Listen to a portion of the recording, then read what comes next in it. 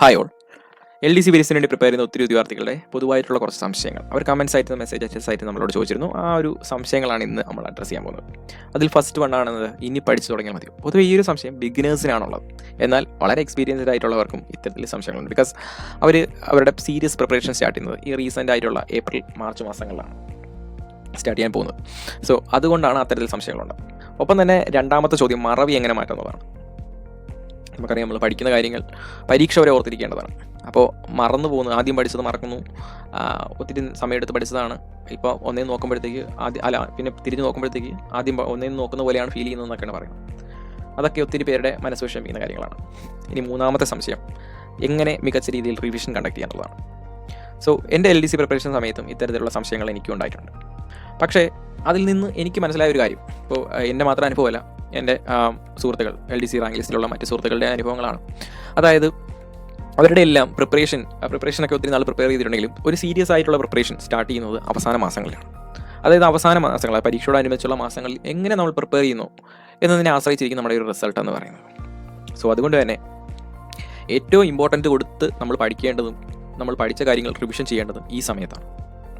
എങ്ങനെയാണ് റൈറ്റായിട്ട് നമ്മൾ ആ ഒരു പ്രോസസ്സ് കണ്ടക്ട് ചെയ്യേണ്ടത്, അതിലാണ് പല ഉദ്യോഗാർത്ഥികൾക്ക് സംശയം. അതിൽ ആദ്യത്തെ കാര്യം എന്ന് പറയുന്നത് കറക്റ്റ് മെറ്റീരിയൽ ചൂസ് ചെയ്യുക എന്നുള്ളതാണ്. Correct material in the sense, നമുക്ക് പരീക്ഷാ പോയിന്റ് ഓഫ് വ്യൂവിൽ ഏറ്റവും ആവശ്യമായ കാര്യങ്ങൾ നമുക്ക് കണ്ടെത്താൻ സാധിക്കണം. അല്ലെങ്കിൽ പരീക്ഷയ്ക്ക് ഏത് മേഖലകളിൽ നിന്നാണ് എങ്ങനെയാണ് ചോദ്യങ്ങൾ വരുന്നതെന്ന് തിരിച്ചറിയാൻ സാധിക്കണം. ഇപ്പോൾ LDC ബേസിനെ സംബന്ധിച്ചിടത്തോളം വളരെ പരിചിതമാണ്. നമുക്ക് ഇപ്പോഴത്തെ 10th മെയിൻസ് ക്വസ്റ്റ്യൻസ് എല്ലാം വിലയിരുത്തുമ്പോൾ നമുക്ക് മനസ്സിലാകുന്നത് SSCRT പാഠപുസ്തകങ്ങളുടെ ഇമ്പോർട്ടൻസ് ആണ്. അപ്പോൾ ഒത്തിരി വിദ്യാർത്ഥികൾ SSCRT പാഠപുസ്തകങ്ങൾ തന്നെയാണ് കൂടുതൽ റിലേറ്റ് ചെയ്യുന്നത്. എന്നാൽ അത് ഏറ്റവും മികച്ച രീതിയിൽ എത്ര പേർ പ്രിപ്പയർ ചെയ്യും എന്നുള്ളത് വളരെ ഇമ്പോർട്ടൻ്റ് ആണ്. ബിക്കോസ് മിക്കുള്ളവരും ഒരു തവണ വായിക്കുന്നു, അത് അവിടെ കളഞ്ഞിട്ട് പോകുന്നു, പിന്നെ എടുത്ത് നോക്കുമ്പോൾ പിന്നെ ആദ്യം മുതൽ ഒരേപോലെ ഒന്നേന്ന് തുടങ്ങുന്ന പോലെ ഇരിക്കും. പക്ഷേ അതിലല്ല കാര്യം. നമ്മൾ പഠിക്കുന്ന കാര്യങ്ങൾ പിന്നെയും റിവിഷൻ ചെയ്യണം. റിവിഷൻ ഇൻ ദ സെൻസ് പിന്നെ എടുത്ത് വായിച്ച് നോക്കുക എന്നുള്ളതല്ല, പകരം അത് കമ്പൈൻ സ്റ്റഡിയിൽ കൊണ്ടുവരിക, അല്ലെങ്കിൽ അത് തമ്മിൽ ചോദ്യങ്ങളായി ചോദിച്ച് ഡിസ്കസ് ചെയ്യുക, അല്ലെങ്കിൽ ക്വസ്റ്റ്യൻ പേപ്പേഴ്സ് വർക്കൗട്ട് ചെയ്യുക. അത്തരത്തിൽ പല രീതിയിൽ നമുക്ക് എന്ത് ചെയ്യാൻ കഴിയും, അത് റിവിഷൻ ചെയ്യാൻ കഴിയും. അതായത് ഞാനിവിടെ പറഞ്ഞ മെത്തേഡ്സിനെല്ലാം ഒരു മ്യൂച്വൽ ആയിട്ടുള്ള അല്ലെങ്കിൽ ഒരു കോമൺ ആയിട്ടുള്ള ഒരു കാര്യമുണ്ട്. അവിടെയെല്ലാം നമ്മുടെ ബ്രെയിൻ എന്ത് ചെയ്യുന്നുണ്ട്, ആക്റ്റീവായിട്ട് ആ ഒരു കാര്യം റീകളക്ട് ചെയ്യുന്നുണ്ട്. ഇത് വളരെ ഇമ്പോർട്ടൻ്റ് ആണ്. നമ്മൾ പഠിച്ച കാര്യങ്ങൾ റീകളക്ട് ചെയ്യണം. അത് പിന്നെയും വായിക്കുമ്പോൾ ആ ഒരു റീകളക്ഷൻ എന്ന് പറയുന്നതിൽ നമ്മുടെ ബ്രെയിൻ വർക്ക് ചെയ്യുന്നില്ല. ജസ്റ്റ് അതൊരു പ്രോസസ്സായിട്ട് ജസ്റ്റ് ഒരു വായന മാത്രമാണ്. അവിടെ ബ്രെയിൻ വർക്ക് ചെയ്ത് അത് കണ്ടെത്താൻ ശ്രമിക്കുന്നില്ല. ഇതേ കണ്ടെത്താൻ ശ്രമിക്കേണ്ടതിന് ഇമ്പോർട്ടൻസ് എന്ന് വെച്ചാൽ നമ്മളൊരു കോമ്പറ്റേറ്റീവ് എക്സാമിനാണ് പ്രിപ്പയർ ചെയ്യുന്നത്. ഈ കോമ്പറ്റേറ്റീവ് എക്സാമിലും ഇതേ പ്രോസസ്സാണ് ചെയ്യുന്നത്. അതായത് നമ്മൾ പഠിച്ച കാര്യം പരീക്ഷ ഹാളിൽ പോയി നമ്മൾ റീകളക്ട് ചെയ്യാനാണ് ശ്രമിക്കുന്നത്. അപ്പോൾ ആ രീതിയിൽ നമ്മൾ അവസാന നിമിഷങ്ങളിൽ ട്രെയിൻ ചെയ്യണം നമ്മുടെ ബ്രെയിനെ. അപ്പോൾ ആ രീതിയിലുള്ള വർക്കൗട്ടുകൾ നമ്മുടെ ഡെയിലി സ്റ്റഡി റൊട്ടീനിൽ കൊണ്ടുവരണം. അപ്പോൾ ഈ ഒരു ഉദ്ദേശം മനസ്സിലാക്കിയാണ് ഇപ്പോൾ പലരും ടെസ്റ്റ് സീരീസുകൾ ലോഞ്ച് ചെയ്യുന്നുണ്ട്. ഇപ്പോൾ ഞങ്ങളും LDCക്ക് വേണ്ടിയിട്ട്, അതും ഒരു 5-6 ടെസ്റ്റ് ഉൾപ്പെടുത്തിയുള്ള ടെസ്റ്റ് സീരീസ് അല്ല, 100ഓളം ക്വസ്റ്റ്യൻ പേപ്പേഴ്സ് ഉൾപ്പെടുത്തിയുള്ള ഒരു കോംപ്രിഹെൻസീവ് ടെസ്റ്റ് സീരീസാണ് ഞങ്ങൾ നിങ്ങൾക്ക് പ്രൊവൈഡ് ചെയ്യുന്നത്. അപ്പോൾ അതിൽ ഏറ്റവും ഇമ്പോർട്ടൻ്റ് ആയിട്ടുള്ള കാര്യങ്ങൾ ഉൾപ്പെടുത്താൻ നമ്മൾ ശ്രമിച്ചിട്ടുണ്ട്. അതായത് ഇപ്പോൾ SSCRT ചാപ്റ്റേഴ്സ്, അത് ഓരോ ചാപ്റ്റേഴ്സ് അതായത് LDC വേരിയസിന് ആവശ്യമായുള്ള എല്ലാ ചാപ്റ്റേഴ്സിൽ നിന്നുള്ള ക്വസ്റ്റ്യൻസും ഇൻക്ലൂഡ് ചെയ്ത് 66 ചാപ്റ്റർ വൈസ് ടെസ്റ്റുകൾ കണ്ടക്ട് ചെയ്യുന്നുണ്ട്.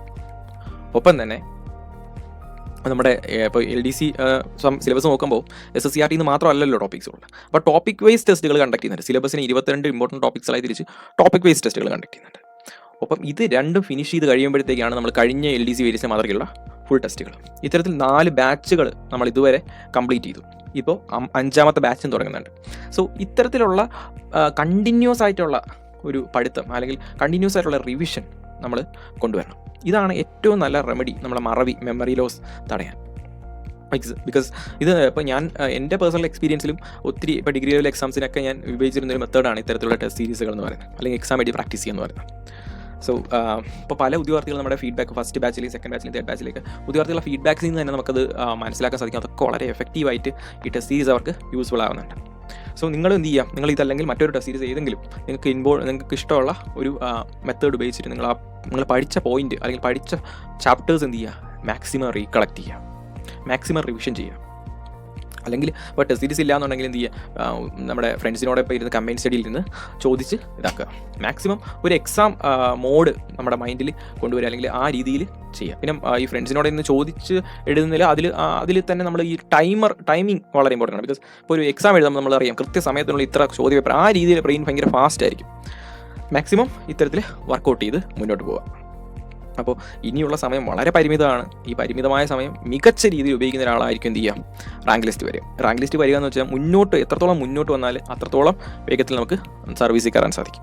സോ അത് മനസ്സിലാക്കി അതിൻ്റെ ഇമ്പോർട്ടൻസ് മനസ്സിലാക്കി പഠിക്കാൻ ശ്രമിക്കുക. ഇപ്പോൾ ചില കാര്യങ്ങൾ എന്തൊക്കെയോ ഞാൻ ഇനിയും പറയാനുണ്ടായിരുന്നു, ചിലതൊക്കെ വിട്ടുപോയി. അതൊക്കെ സ്വാഭാവികമായിട്ടും സംഭവിക്കുന്നതാണ്. അപ്പോൾ ഇത്തരത്തിൽ സ്വാഭാവികമായിട്ടും ഉണ്ടാകുന്ന മറവികളെ മനസ്സിലാക്കാനും എന്നാൽ അതിനെ മാറ്റി മുന്നോട്ട് കൊണ്ടുപോകാനും നമുക്കിപ്പോൾ സാധിക്കണം. പിന്നെ മറ്റൊരു ഇമ്പോർട്ടൻറ്റ് കാര്യം എന്ന് പറഞ്ഞു കഴിഞ്ഞാൽ, പല ഉദ്യോഗാർത്ഥികളും പറഞ്ഞു അവർക്ക് ഡിഗ്രി ലെവൽ പ്രിലിംസ് നോക്കുന്നുണ്ട്, അതുകൊണ്ട് ആദ്യത്തെ 4 ബാച്ചിൽ ജോയിൻ ചെയ്യാൻ സാധിച്ചില്ല, അവർക്ക് വേണ്ടി 5th ബാച്ച് സ്റ്റാർട്ട് ചെയ്യാം. സോ അത് പരിഗണിച്ച് ഒരു 5th ബാച്ച് സ്റ്റാർട്ട് ചെയ്യുന്നുണ്ട്. അത് April 1 സ്റ്റാർട്ട് ചെയ്യുന്നത്. അപ്പോൾ ഈ 4th ബാച്ചിൽ ജോയിൻ ചെയ്യാത്തവരുണ്ടെങ്കിൽ എന്ത് ചെയ്യുക, 5th ബാച്ചിൽ ജോയിൻ ചെയ്യാം. ഇൻ കേസ് നിങ്ങൾക്ക് അതില്ല എന്നുണ്ടെങ്കിൽ 4th ബാച്ചിൽ തന്നെ ജോയിൻ ചെയ്ത് പോകുന്നതായിരിക്കും ബെറ്റർ ആയിട്ടുള്ളൊരു ഓപ്ഷൻ. സോ ഡെയിലി ഇത്തരത്തിൽ PSC മാതൃകയിലുള്ള ചോദ്യങ്ങൾ മാക്സിമം ചെയ്ത് പഠിക്കാൻ ശ്രമിക്കും. അത് സോ ഇനിയുള്ള ഓരോ ദിവസവും നിങ്ങളുടെ പ്രിപ്പറേഷൻ വളരെ മികച്ച രീതിയിലാകട്ടെ. So all the best. Thank you all.